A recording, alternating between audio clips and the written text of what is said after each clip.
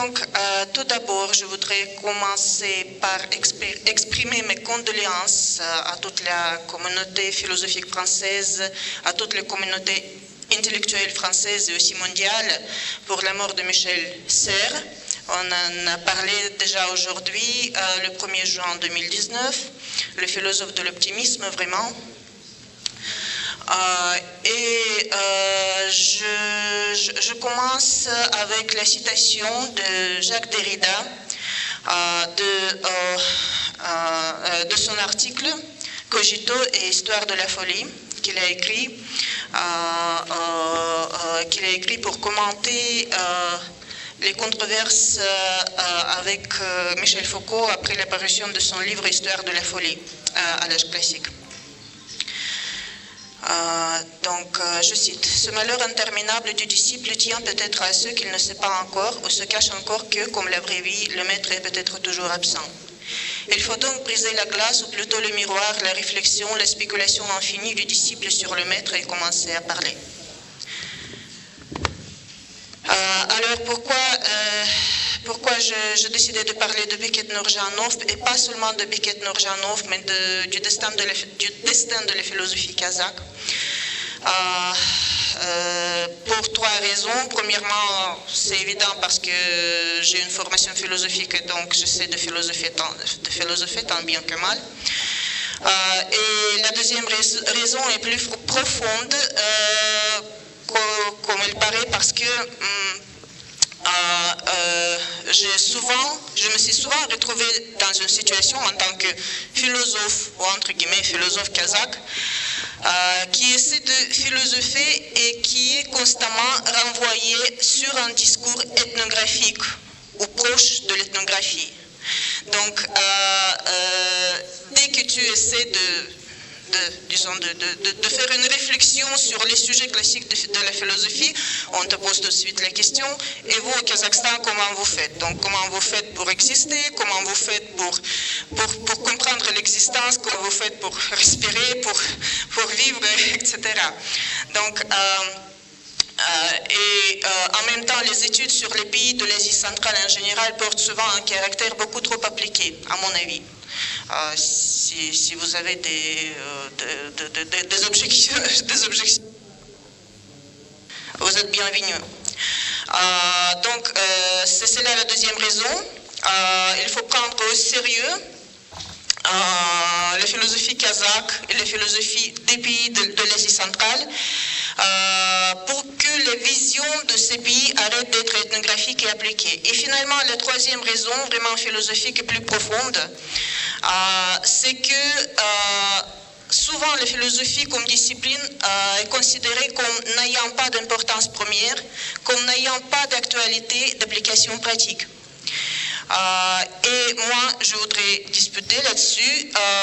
Pour cela, je voudrais me tourner vers les autorités philosophiques. Et avant tout, je voudrais mentionner Nietzsche, le philosophe qui a changé le visage de la philosophie en XXe siècle. Je voudrais mentionner son concept de renversement des valeurs, réévaluation des valeurs ou transvaluation de toutes les valeurs. Selon Nietzsche, c'est le platonisme et son héritier, le christianisme, qui sont coupables pour opprimer la volonté de puissance qui se trouve à la base de toute, qui est le principe essentiel de la vie. Et le platonisme et son héritier, le christianisme, ont créé l'idée de valeur qui se trouve quelque part ailleurs, pas dans ce monde réel, mais quelque part ailleurs, dans le monde des idées, dans le ciel ou quelque part. Donc, ce monde des idées ou ce monde du ciel se trouve au mépris constamment du réel, et avec cela arrivent les valeurs qui sont opposées à la vie, les valeurs comme la faiblesse, la pitié, la culpabilité, la honte, la condamnation de la sexualité, etc. Donc, la tâche importante pour Nietzsche est de faire la généalogie de la morale, d'interroger les valeurs occidentales pour lui et de voir les sources des notions comme le bien et le mal pour ensuite les renverser en les remplaçant par les valeurs de la vie, en remplaçant par les valeurs de la vie, les valeurs de la mort. Et le deuxième problème que j'ai trouvé en réfléchissant sur le titre de la conférence et qui était confirmé par plusieurs interventions là, c'est le problème de la neutralité axiologique. Par exemple, M. Thierry Gaudin qui parlait de la solution qui se pose comme problème aussi vivre auprès de la nature. Et François Gouraud se posait la question sur le lien entre l'humanisme et l'écologie, ces deux valeurs, est-ce qu'elles sont identiques? Et donc à propos de cela, je voudrais mentionner le concept de deep ecology. Le concept deep ecology qui suppose que le vivant possède sa propre valeur intrinsèque indépendamment des humains. Ce concept était inventé par un philosophe norvégien, Arne Naas, et exprimé pour la première fois dans son article. Je ne vais pas m'arrêter là-dessus, je peux donner bien sûr des références. Donc, mais le problème qui est soulevé par ces affirmations, c'est qu'il n'y a pas de valeur en dehors du monde des valeurs. Et les valeurs, c'est une chose qui est absolument humaine. Donc, dans notre vie, il n'y a pas de chose axiologiquement neutre. Il n'y a rien d'axiologiquement neutre. Il n'y a pas de technique sans valeur. Il n'y a pas d'écologie sans valeur. Il n'y a pas de vie sans valeur. Et ces valeurs sont accordées à la vie, à la technique, à l'humanité par l'humain. Donc, avec tout cela, je pense que peut-être le vrai titre de la conférence, c'est juste une remarque, c'est pas une critique, c'est l'ordre des mots doit être peut-être les valeurs, partage de valeurs, humanisme, écologie. Peut-être comme ça, peut-être comme ça. J'ai aussi des questions à la collègue Julde Surmanbetova sur le terme духовность. Mais bon, parce que j'ai été inspirée par certaines interventions, donc excusez-moi, je m'arrête peut-être trop longtemps sur le sujet. Donc d'ici, nous passons à un autre problème. Qu'est-ce que c'est la philosophie kazakh? Est-ce que la philosophie kazakh, est-ce qu'on peut parler de la science des valeurs kazakh, de la science des valeurs des pays centra-asiatiques, si on prend si on élargit un peu, et aussi le problème des philosophies dites nationales. Sont-elles vraiment philosophiques? Est-ce que c'est possible de parler de la philosophie classique et après tout, comme la base, et après tout, on parle de philosophie nationale? Qu'est-ce que c'est la philosophie nationale en général? Parce qu'on peut parler de la philosophie française, de la philosophie allemande.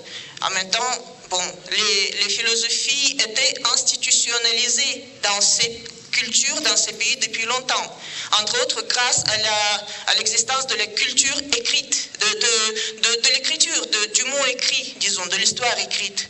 Tandis que les disons, peuples kazakhs qui possédaient l'écriture sans doute, mais l'histoire de l'écriture kazakh, c'est notre histoire, c'est aussi très longue et très, très controversée.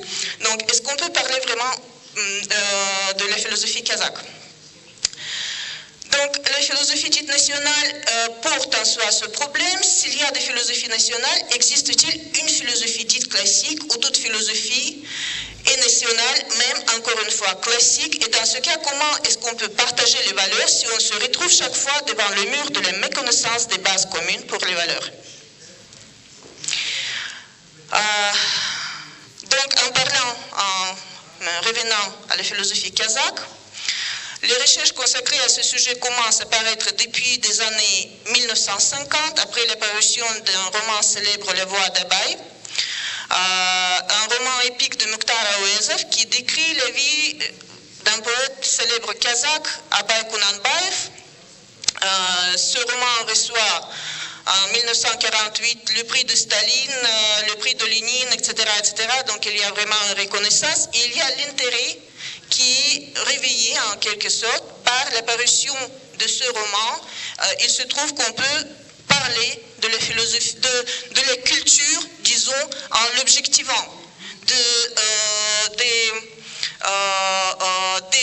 des phénomènes de la culture en les objectivant. C'est pas seulement qui est approprié, qui est le mien, et je suis en quelque sorte Kulturträger sans le savoir. Et d'autre part, il y a un certain processus d'objectivation de la vie intellectuelle du peuple. Et ensuite sont parus plusieurs ouvrages qui d'abord parlaient, par exemple, des idées philosophiques d'Abay Kunanbayev. En 1954, il y a un livre qui est paru, l'histoire de la pensée sociale du Kazakhstan à la fin du 19e siècle, etc., etc. Donc plusieurs chercheurs, j'ai aussi des noms et des titres, je peux les donner. Tout simplement pour ne pas abuser de votre temps. Je passe.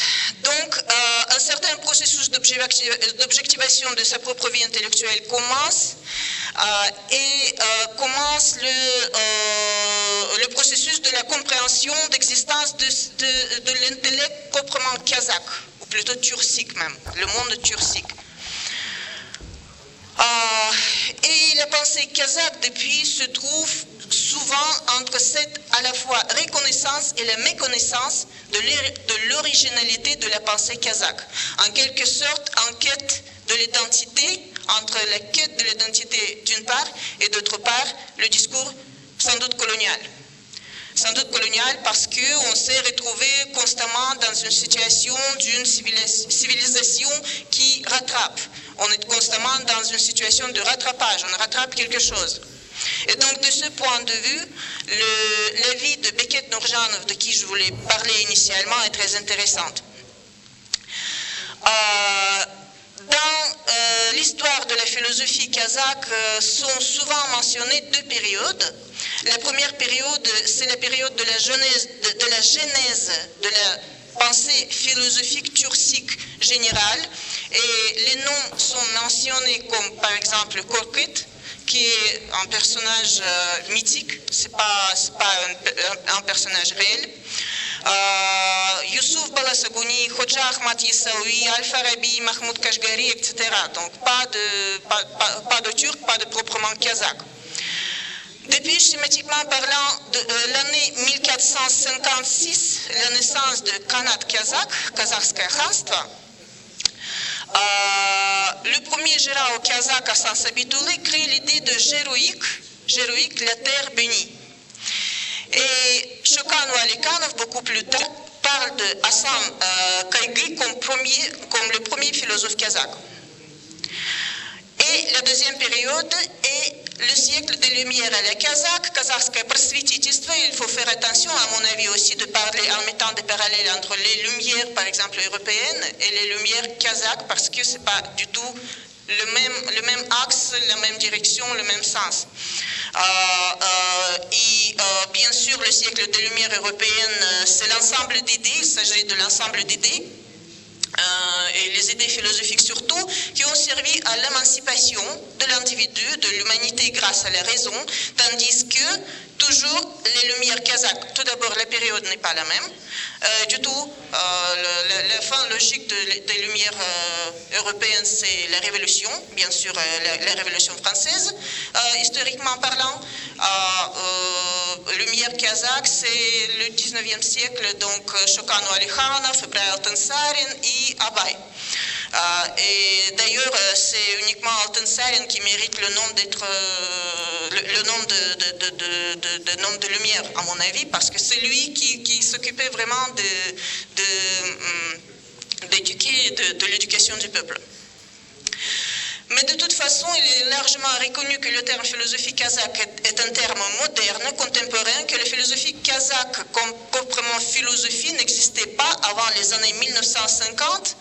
Et donc, je pense qu'on peut parler, pourquoi j'ai commencé toute cette histoire un peu longue de la périodisation de l'histoire de la philosophie kazakh, c'est que je pense qu'on peut parler de la troisième période, peut-être dans la philosophie kazakh, les années 1990, les périodes d'une transition culturelle qui n'est pas encore finie, qui n'est toujours pas finie. Donc cette époque post-soviétique a donné quelques noms de chercheurs qui travaillaient sur les problématiques postmodernistes aussi, entre autres, incorporés dans cette problématique que nous avons appelée la philosophie nationale. Et entre eux, je voudrais mentionner le nom de Beket Nurjanov avec son idée de culture postmoderne kazakh. Donc Beket Nurjanov, bien que le titre de l'intervention soit Beket Nurjanov, un humaniste de la steppe, à vrai dire, la figure de Beket Nurjanov est très controversée. Son nom, il faut dire que son nom n'est pas oublié. Il est mort en 2014, donc il n'y a pas très longtemps. Ses élèves, ses collègues sont toujours là, présents. Et souvent, le nom de Beket Nurjanov est mentionné comme le nom d'un génie kazakh, le philosophe kazakh à la française, etc. etc. Bien sûr, sans doute, Beket Nurjanov était un philosophe remarquable. Moi, malheureusement, je ne le connaissais pas, parce que pendant les périodes de fleurissement de sa vie, j'ai été en France. Je suis revenu au Kazakhstan en août 2014, en novembre 2014, il est décédé, donc malheureusement, c'est ça. Il faut dire que, bon, je vais passer sa biographie. И combien de temps il me reste? Сколько времени мне остается? 2 минуты, хорошо, попробую. Donc, en 1989, il va à Moscou pour soutenir sa thèse de doctorat. Et avant, il a déjà soutenu sa thèse de candidat sur l'ancien système soviétique académique.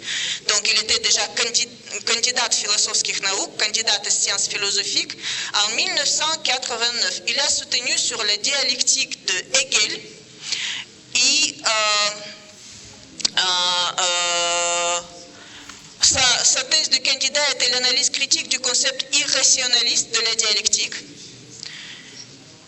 Donc c'est très intéressant, mais c'est très, disons, très dans le sens de la philosophie marxiste-léniniste sans doute, et il ne pouvait pas faire autrement. Et sa thèse de doctorat, qu'il soutient à Moscou, s'appelle Dialectique de Hegel, la genèse de l'idée de la liberté. Il la soutient et il retourne au Kazakhstan en 1991, donc tout de suite après la chute. Il est parti le philosophe soviétique, il est revenu le philosophe kazakh.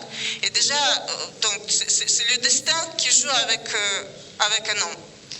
En même temps, déjà, bien sûr, les idées, et pas seulement les idées, mais l'information sur l'existence et les matériels disponibles en langue étrangère existaient déjà, bien sûr, circulaient dans cet espace intellectuel soviétique, post-soviétique, et surtout à Moscou, bien sûr, parce que c'était le centre. Et c'est là-bas qu'il commence à s'intéresser à la philosophie postmoderniste. Il retourne, en soutenant la thèse sur Hegel, il retourne au Kazakhstan complètement postmoderniste, ce qui est absurde, parce que Hegelien ne peut pas être postmoderniste. Donc,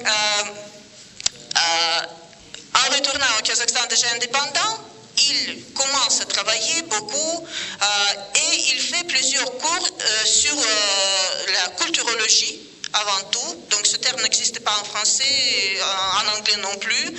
Sciences de la culture, disons. Culturology, ça n'existe non plus.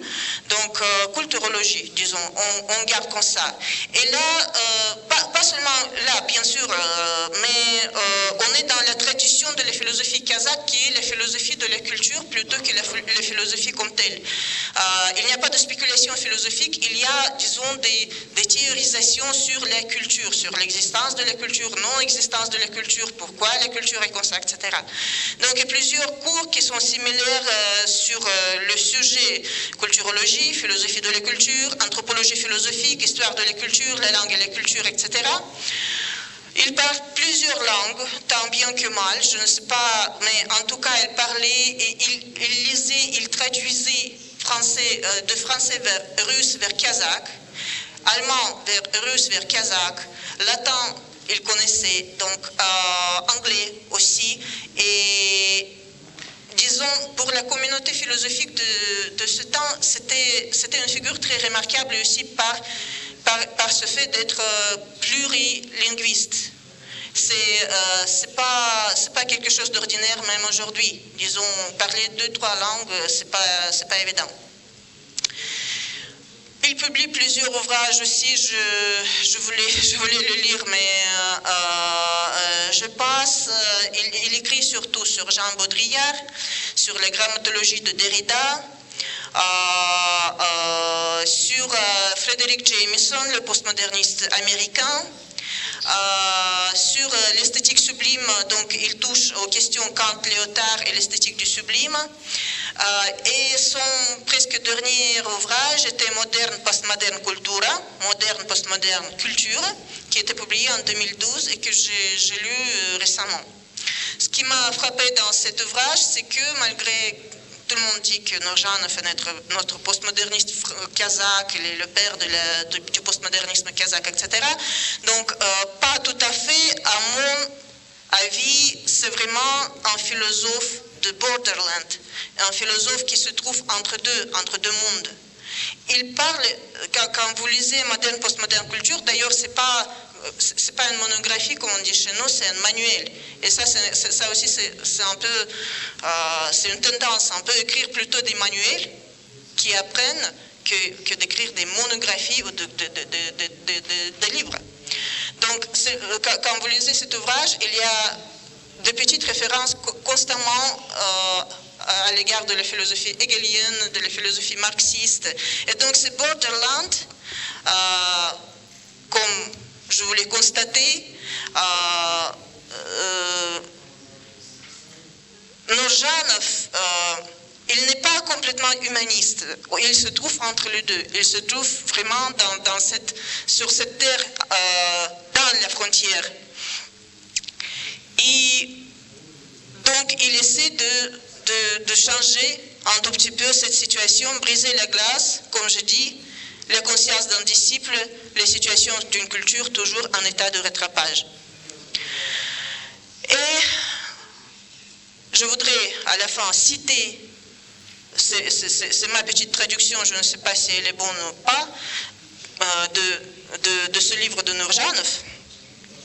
Le postmodernisme ne nie pas la philosophie en tant que telle, mais il désavoue la grande philosophie comme un projet impossible. La grande philosophie est une philosophie dans la perception de la conscience des masses ou des enseignants de la philosophie à l'école. En fait, il n'existe pas de grande philosophie et donc il n'existe pas de division en philosophie grande et petite. Une division pareille fait sens uniquement pour démystifier les revendications de l'universalité et de la validité générale. La philosophie est toujours différente et personnelle, jamais impersonnelle et uniforme. C'est-à-dire qu'elle est toujours mineure. Heidegger écrit à propos d'Aristote. Aristote a créé la logique, mais les enseignants ont fait d'elle une discipline écolière. On peut dire la même chose dans son ensemble. Le philosophe crée de nouvelles idées, ses disciples les transforment en doctrine. Par conséquent, les critiques modernistes de Karl Popper du totalitarisme de Platon n'a pas de sens. Le totalitarisme n'est pas dans les idées de Platon, mais dans nos têtes et dans les structures publiques qui créent et légitiment les stéréotypes de lecture et de légitimation des textes. Merci. Merci beaucoup. Так, время для вопросов. Тут у нас есть возможность 2 вопроса задать. Господин Винсент. Très intéressant. Je voulais juste faire trois remarques qui sont juste des remarques, hein, qui pour essayer un petit peu aussi de ne pas les oublier. Demain, on aura peut-être une discussion plus longue, un peu plus de temps, mais justement, c'est pour essayer de se les rappeler demain, si j'ose dire. Je suis historien de l'Asie centrale, je ne suis pas du tout philosophe, je suis historien et historien de l'Asie centrale. Et alors, ma première remarque concerne justement, l'échelonnement du temps. Vous avez parlé des fondements turciques de la philosophie kazakh, en nommant Al-Kashgari, etc., Al-Farabi Al-Kashgari, qui sont donc des personnages du Moyen-Âge pré-mongol. à une époque où, on le sait bien, l'identité kazakh n'existait pas sur un plan historique tel qu'on l'a décrit après. Puis, vous avez parlé d'Abay, et puis évidemment Awezov. Non, vous avez juste nommé Valikhanov, donc 1850 à peu près, puis Abay 1880-1900, puis Awezov. Donc en fait, il y a un problème, mais justement c'est une remarque en général, hein, c'est pas du tout envers vous, il y a un problème, c'est que nous avons un trou, en quelque sorte, dans l'éventualité d'une philosophie kazakh à une période où se forme et où se consolide l'identité kazakh. Car l'identité kazakh ne s'est pas formée ni consolidée au Moyen-Âge pré-mongol, mais pas non plus à l'époque de Tchingiz Valikhanov, mais justement au XVIe, XVIIe et XVIIIe siècle. Donc y a-t-il une philosophie kazakh dans les Gérao, par exemple? Y a-t-il une philosophie kazakh avant les personnages finalement relativement tardifs que vous avez nommés? Ça, c'est vraiment très intéressant. Et puis, je trouve, si je me permets de faire cette remarque aussi, c'est parce que nous sommes ici à Bishkek et non pas au Kazakhstan, et on pourrait soulever tout à fait la question, y a-t-il une philosophie kirghize? Exactement de la même façon que la question vaut de la même façon. La deuxième remarque, pour aller plus vite, c'est que effectivement, vous le disiez, à regret, il y a les Kazakhs ou les Kirghizes, je suppose, sont trop souvent approchés sous l'angle des caractères de l'ethno-histoire, disons, ou des caractères ethnographiques, mais là aussi, malgré tout, et c'est ma deuxième remarque donc, on a l'impression qu'il y a une difficulté à exprimer une différence entre l'identité kazakh et la philosophie kazakh. Et puis la troisième remarque, c'est que le personnage Nurjanov,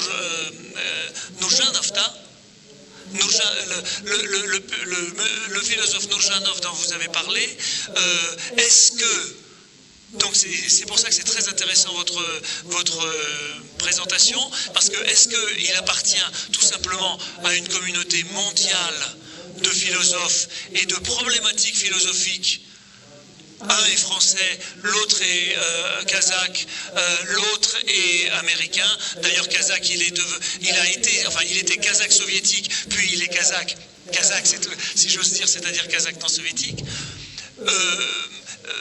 Est-ce qu'il n'est pas plus tout simplement un membre d'un groupe mondial de réflexion dans le domaine de la philosophie qu'il ne serait un philosophe kazakh?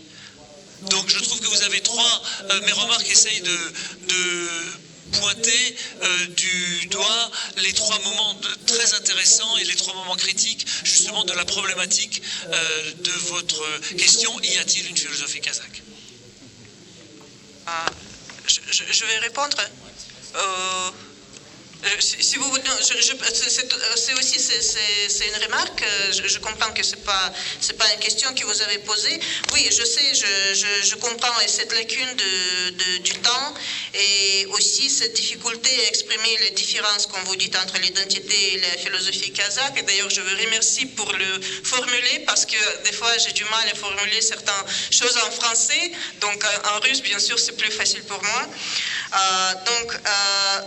Oui, justement, toutes les questions, toute cette problématique et surtout la problématisation se trouve, je pense, dans cette question, qu'est-ce que c'est la philosophie nationale en général et la philosophie... Qu'est-ce que la philosophie? Une question classique. En ce qui concerne l'enchaînement du temps, par exemple, et les personnages de l'histoire de la philosophie, bien sûr, il y a des recherches, il y a des spécialistes, vraiment, des spécialistes qui s'occupent vraiment des sources, des matériels de ce temps, par exemple, de l'époque de Gérao, pour trouver certaines bases conceptuelles pour ensuite, soi-disant, développer, mais je m'en doute, est-ce que ces bases vraiment sont dans est-ce que c'est une construction artificielle, ces concepts qui se trouvent peut-être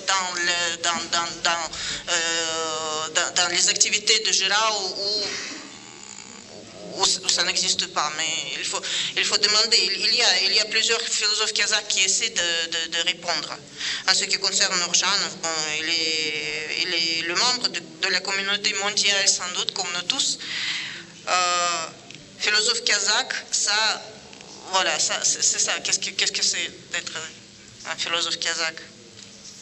Merci pour votre remarque.